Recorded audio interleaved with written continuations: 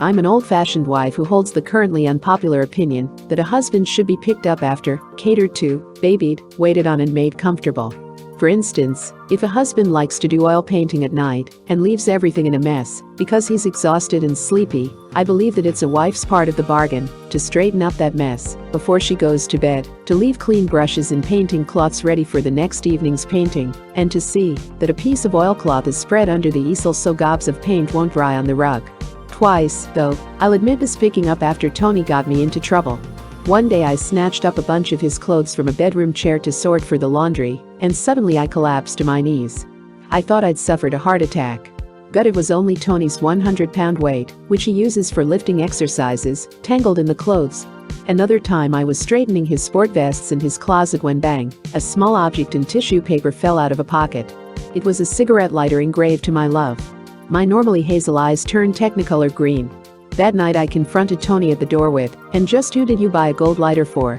"You snoop, you," he gulped when he recovered. "Just for that you're not gonna get it."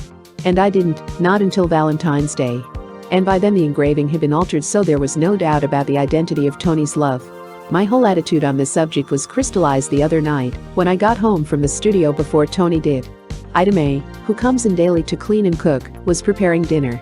I gathered Tony's mail in a neat little pile, set his chair before the TV set, and on the coffee table arranged cigarettes, magazines and the eatables he loves, a plate of caviar, chopped onion and thinly sliced pumpernickel, and a jug of cold root beer. Kind of an odd combination, I admit, but Tony likes it. It doesn't do him any harm, so why should I object? An actress friend of mine, also married, came in at that moment to borrow a book. "What goes on here?" she asked. "Just Tony's welcome," I told her. "You spoiled that wild Hungarian shamefully," she said. "You're working too. Who gets out your welcome?" I explained that I want to make his home mean something extra special to Tony, not just a place to hang his hat. My joy is Tony's happiness. Having him wait on me doesn't contribute to my happiness. Since a wife's responsibility is running a house, who's she running it for but her husband? I'm a working member of a partnership, a helpmate, and I want to contribute my share, not just greedily take as much as I can from it. I know there are working wives who will consider me a traitor to my sex. They'll probably try to hide this magazine, with its heretical ideas, from their husbands. I know these gals believe that household duties should be split down the center exactly, half for the husband, half for the wife. I don't. And I'll be sorry if this gets me thrown out of the Working Wives Union. I still remember the morning of my birthday the first year Tony and I were married. Tony, who loves his sleep, got up early to surprise me by making breakfast. I was touched, but the results convinced me that man's place is not in the kitchen. Tony served me orange juice, which was very good. But he'd spilled most of it on the floor and let it squirt all over the organdy kitchen curtains. The toast was burned, the eggs were pure leather, the bacon was mostly raw, the coffee, of which I'm very fond, well we'd better not go into that. If I'm being too critical, it's because I got my own training in housekeeping long ago. Mother and Dad both worked, and after school I kept house and cooked. Mother's a fussy housekeeper and she says I'm even worse. Disorder drives me frantic. I've always been a perfectionist about housekeeping. In those learning days, I had to be efficient and thorough and still have time for my high school studies and fun with the gang. So I discovered how to budget my time and get rid of waste motion. And, believe me, it came in handy when, at 19, while attending the College of the Pacific, I married a student. I worked part-time to help with expenses, continued my senior studies, housed 2 student boarders, cooked and kept house for the 4 of us, and acted as business manager for my husband's college band. But even that was just duck soup compared to my present existence, 2 busy movie careers in one family, continuous picture making with no time off between, location and personal appearance tours, benefits and army camp entertaining, a home to keep up, a full and varied social life. Tony and I started out in furnished apartments. Now we're living in our first house, also furnished. For the first time we have a patio for outdoor living, room for all of Tony's hobbies, a lovely, formal provincial dining room and almost as many closets as we need. I'd finished Prince Valiant just before we moved, and I expected to have everything in apple pie order before joining Tony on location. So what happened?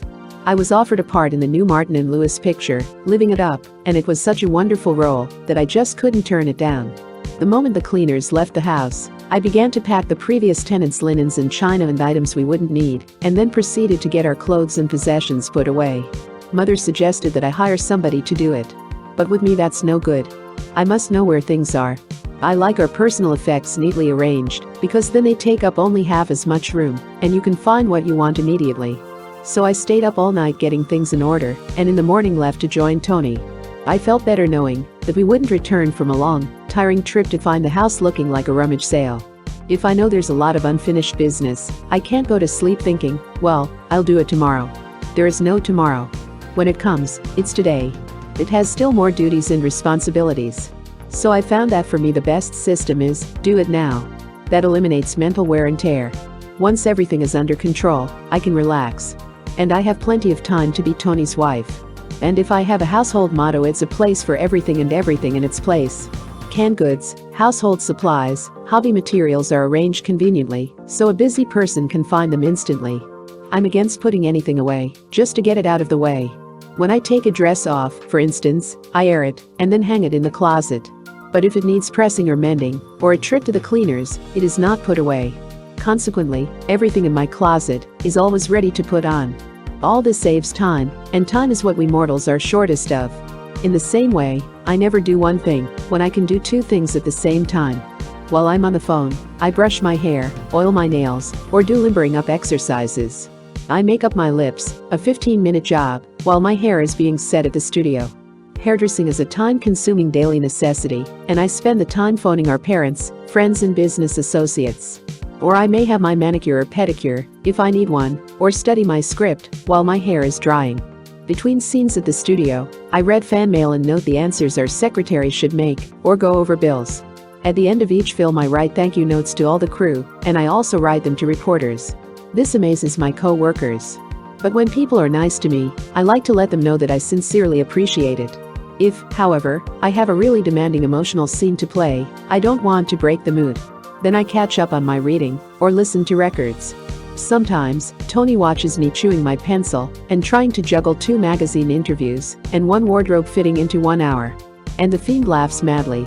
He's the boy who impetuously arranges for us to be 5 places the same light because he can't say no to people. Then he forgets that he's made the dates. But I take it meekly. Or I try. This is a wife's job too. When 2 people with different personalities and backgrounds marry, there are bound to be clashes in daily living habits. Any Mr. and Mrs. who have progressed beyond the melting-eyed honeymoon stage will admit this fact at once. Tony grew up in a medley of New York's wild, uninhibited neighborhoods. I, in the methodical, well-ordered social pattern of a small California town. Tony is by nature a bohemian. I'm not. Personally, I don't believe a wife accomplishes anything by nagging, and I think one marriage partner should leave the other's personality and habit patterns alone. Tony, for instance, has no sense of time. He forgets 90% of his appointments. He hates and puts off phoning and letter writing. If this didn't harm him or his career, I wouldn't intrude.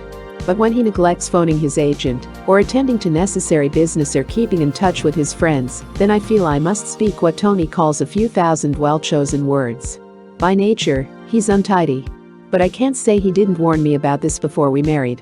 Janie, he said, I'm just as orderly as a bargain basement table after the ladies get through pawing it.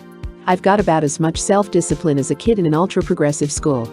I make my bed only when the sheets have to be changed, or when it gets so rumpled that I can't sleep. I leave my shirts and socks on the chairs.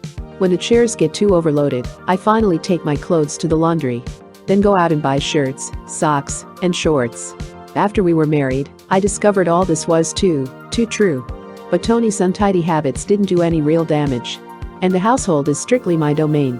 So I cheerfully picked up after him and took care of his clothing. Oddly enough, he began to be much more tidy as time went on. And I hadn't nagged. He just came to realize that tidiness made life simpler. But about as peculiar, to say the least, eating habits I had to take strong measures. Here he definitely was injuring himself.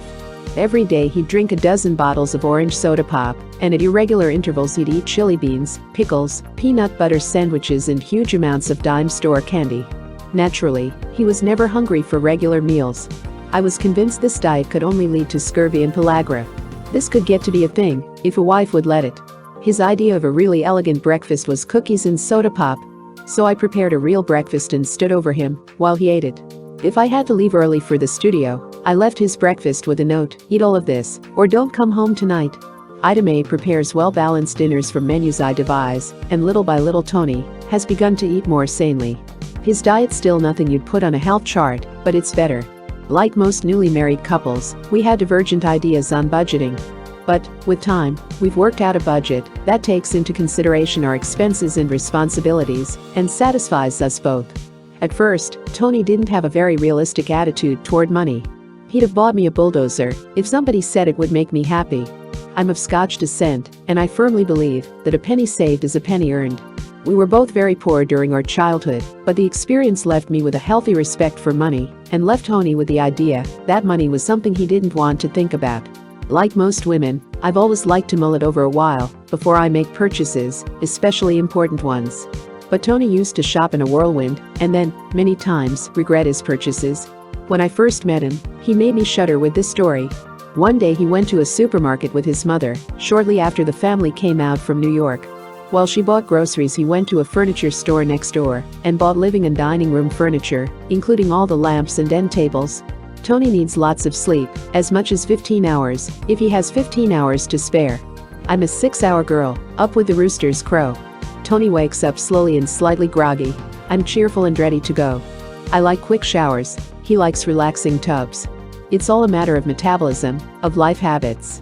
But early in our marriage, Tony saw that I was overdoing, and he insisted that I take more rest. I'm naturally cooperative, anxious to do all I'm asked to do, outgoing and gregarious, and I hate to pass up any social activity that sounds like fun. But Tony pointed out that I must cut down or risk my health. One day at the studio, without knowing why, I burst into tears, then collapsed. The doctor diagnosed it as exhaustion, and the skin rash on my arms as shingles. Tony was right, and I took his advice. I've taken his advice too, about clothes. Now I never buy anything except on approval. If Tony doesn't like it, back it goes. By nature I'm inclined to be a little over-enthusiastic and to talk too much. You scream and holler and whoop it up if I tell you something exciting while we're walking, Tony says, and cars stop and people turn around. But he's exaggerating. Maybe twice people have looked around, but never did they get out of their cars to see if a young man was slugging his lady.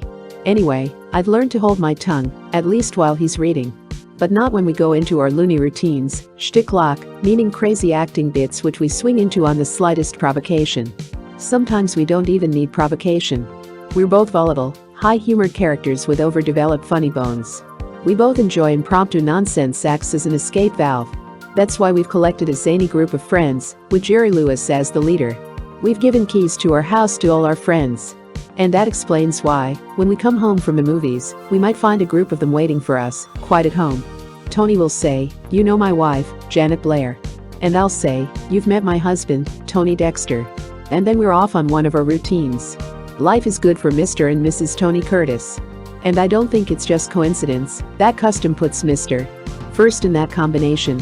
It's the best way to keep the combination together. Photoplay magazine, February 1954.